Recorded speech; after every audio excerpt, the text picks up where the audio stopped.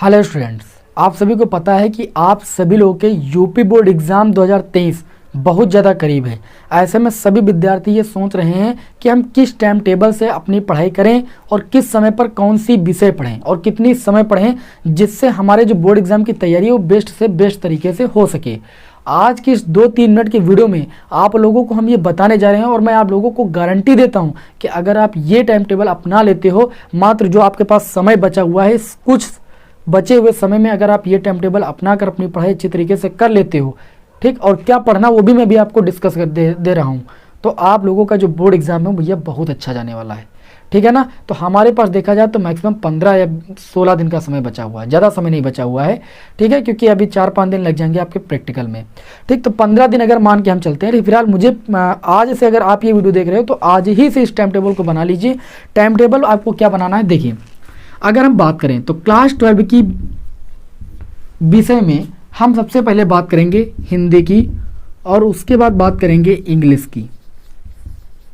ठीक है ना। देखिए ये दो विषय आप लोगों को बहुत ध्यान देकर पढ़नी और अच्छे से सस्ते में निपट जाएंगी। ठीक है ना।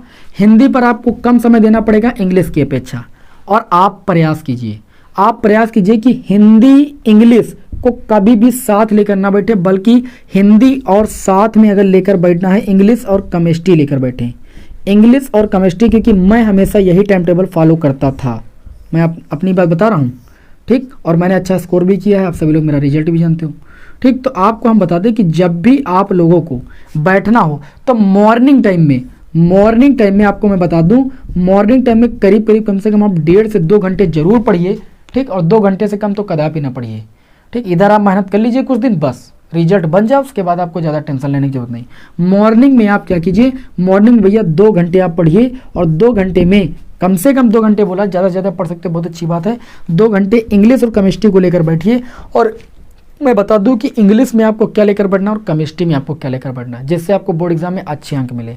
इंग्लिश में अगर हम बात करें तो मॉर्निंग में जब भी आप इंग्लिश लेकर बैठे ना, तो इंग्लिश में आप ज़्यादा से ज़्यादा जो आपके प्रोच और पोइट्री के क्वेश्चन आंसर्स होते हैं जो आपके एग्जाम में आते हैं, जैसे पोइट्री से आपकी एक सेंट्रल आइडिया आती है, उसको रोज़ सुबह याद कीजिए। ठीक, बहुत काम आएगी। और उसके बाद अगर केमिस्ट्री की बात करें तो केमिस्ट्री में जैसे मैंने आप लोगों को एक महत्वपूर्ण प्रश्न, 60 महत्वपूर्ण प्रश्न दिए हैं, उनको तैयार कीजिए। और केमिस्ट्री में अगर बात करें तो नेम रिएक्शन पर फोकस कीजिए। आपके एग्जाम में हर बार 6 नंबर का आता है प्रश्न, क्यों बोर्ड एग्जाम के लिए बचा के रखो, इसे सुबह समय में आप नेम रिएक्शन को याद कीजिए। नेम रिएक्शन के बाद जो प्रयोगशाला विधि सचित्र वर्णन वाले प्रश्न हैं उनको याद कीजिए।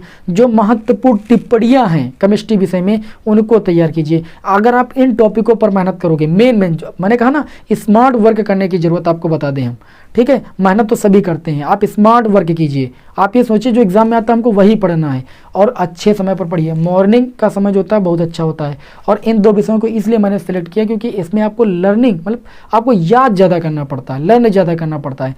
इस वजह से मैं कहूँगा कि ये 2 विषय आप सुबह जरूर पढ़िए हर हालत में। इस समय अगर इस समय आप ये नहीं करें तो बहुत दिक्कत हो जाएगी। ठीक है, और आप लोगों को जो भी महत्वपूर्ण प्रश्नों की हम क्लासेस दे रहे हैं वो आप जरूर अटेंड करें। ठीक है ना।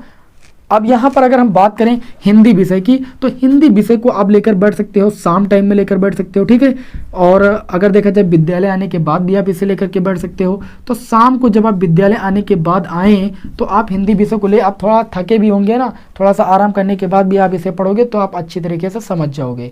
हिंदी विषय में ज़्यादा मेहनत करने की जरूरत नहीं। और हिंदी विषय में देखिए मैं आपको बता दूँ, अगर आप गद्यांश पद्यांश और संस्कृत के गद्यांश पद्यांश पर फोकस कर ले जाते हो तो अच्छा खासा 40-50 नंबर का स्कोर हो जाता है।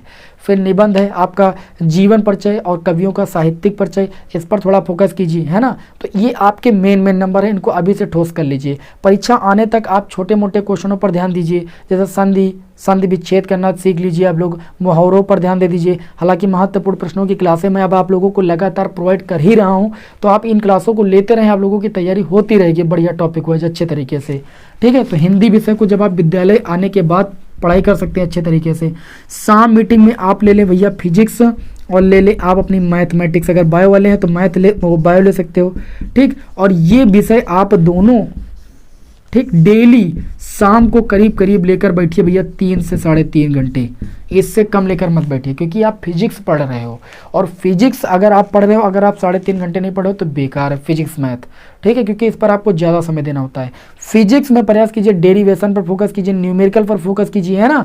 और मैराथन क्लासे आप लोगों को मैं लगातार प्रोवाइड कर रहा हूँ, उनको करते रहिए। डेली आप कम से कम 2 डेरिवेशन जरूर तैयार कीजिए, ठीक। और मैथमेटिक्स में मैं आप लोगों को देखिए भाई पूरी चैप्टर की मैराथन क्लास दे रहा हूँ, उसको करते रहिए, आपका कुछ नहीं छूटेगा, आपका स्कोर बहुत अच्छा बन जाएगा। बेस्ट ऑफ लक आप सभी लोगों को, और उम्मीद करता हूँ कि ये टाइम टेबल सभी लोग फॉलो करोगे। ये बचे हुए समय में आप इस टाइम टेबल को फॉलो करके देखिए, अगर आपकी 15 दिन में ज़िंदगी नहीं सुधर गई तो कहना मुझसे, ठीक है ना। इस टाइम टेबल से आप पढ़ाई कीजिए, बिल्कुल भी आप किसी भी प्रकार के वो जो है रील्स वगैरह वगैरह इन वीडियो को मत देखिए इस समय, ठीक। उसमें दिमाग ज़्यादा और समय ज़्यादा जाता है, सबसे बड़ी बात तो ये, ठीक। दिमाग भी भटकता है, तो समय आपके पास कम है, तो ये टाइम टेबल के अकॉर्डिंग पढ़ाई करना शुरू कर दीजिए। उम्मीद है कि आप सभी लोगों को वीडियो पसंद आया होगा। वीडियो पसंद आए वीडियो को लाइक कीजिए, चैनल पर नए सब्सक्राइब कीजिए। नेक्स्ट क्लास में आप लोगों को हम मिलते हैं। जय हिंद, वंदे मातरम।